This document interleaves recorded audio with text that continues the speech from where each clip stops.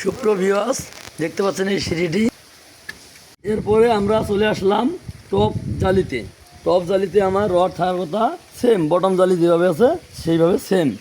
উপরে থাকার কথা মেন রড 75 মিলিমিটার পরপর আর কি, 75 মিলিমিটার পরপর ঠিক আছে। বাইন্ডার আমার 150 মিলিমিটার পরপর থাকার কথা, সেটা ঠিক আছে, 150 মিলিমিটার ঠিক আছে। মাপ দেখাইতে চাইছিলাম, সেই মাপটা এখন আমরা দেখবো যে রডটা ঠিক আছে কিনা। হ্যাঁ, এই যে আমার 750 থাকার কথা, সেখানে আমার 850 দিয়ে দিয়েছে, মানে আমার রড মিস্ত্রিটা বেশি লাগাই ফেলেছে। এখন আমরা ফার্স্ট ল্যান্ডিং থেকে সেকেন্ড ল্যান্ডিংয়ে যে উঠবো, এই সেকেন্ড ল্যান্ডিংয়ে আমি রডটা সারিয়ে রাখছি, সে রডটা আমার ঠিক আছে কি না সেটা একবার আমরা দেখে নিব।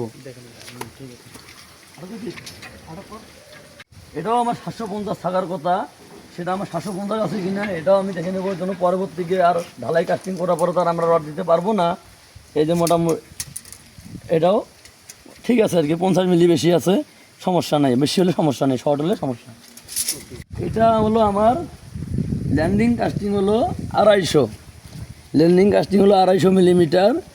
এখানে আমার 2 জালি রড আছে, ক্লিয়ার কভারিং যাবে, নিচে হলো আমার 20 মিলি কভারিং, উপরে হলো 20 মিলি কভারিং, তাহলে 20 গেল 40 মিলি। তাহলে আমার এই রডের ভিতর মানে রডের বটম রডের টপ থাকার কথা হলো আমার 210 মিলিমিটার। সেটা আমরা দেখে নিব যে আমার 210 মিলিমিটার রড থাকার কথা ঠিক আছে কি না।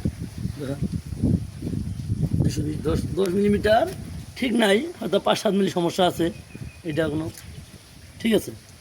আমার কাস্টিং হলো 250 মিলিমিটার, কিন্তু আমার নিচে কভারিং হলো 20, উপরে 20, 40 মিলি কভারিং বাদ দিলাম। আমার নিচে না 12 মিলি রড আর হলো 10 মিলি রড, এটা হলো আপনার 12-10 22 মিলি। টপ জালিতে আছে আপনার হলো 10 মিলি প্লাস 12 মিলি, এখানে হলো 22 মিলি, 22 দুগুণে 44 মিলি বাদ। তাহলে আমার চেয়ার থাকার কথা হলো 265 মিলিমিটার।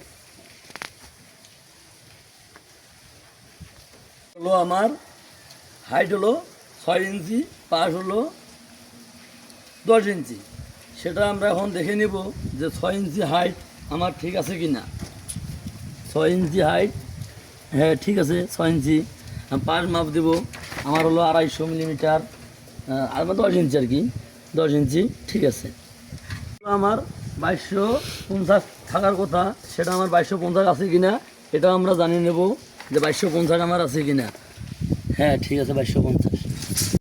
চলে যাবে যে এখানে আমার সিঁড়ির ল্যান্ডিং থেকে যে রোকের দিকে রডটা নামছে আপনার হলো 750, আর এদিকে আপনার হলো মেইন রডটা উঠে আসছে 550। চলে আসলাম সিঁড়ির ল্যান্ডিং স্ল্যাবের রড কীভাবে থাকার কথা, সেটা ঠিকভাবে বান্ডিং আছে কি না।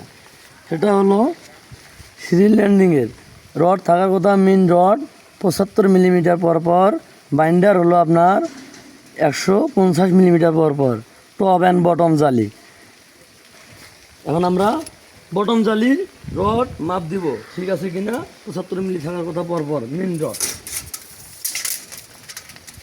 এই যে 75 মিলিমিটার পরপর থাকার কথা, সেটা ঠিক আছে কিনা আমরা এখন দেখব। হ্যাঁ 75 মিলিমিটার পরপর থাকা ঠিক আছে। এখন বটম জালির বাইন্ডার রড দেখব, 150 মিলিমিটার পরপর থাকার কথা, সেটা ঠিক আছে কিনা। হ্যাঁ ঠিক আছে, 150 মিলিমিটার পরপর ঠিক আছে।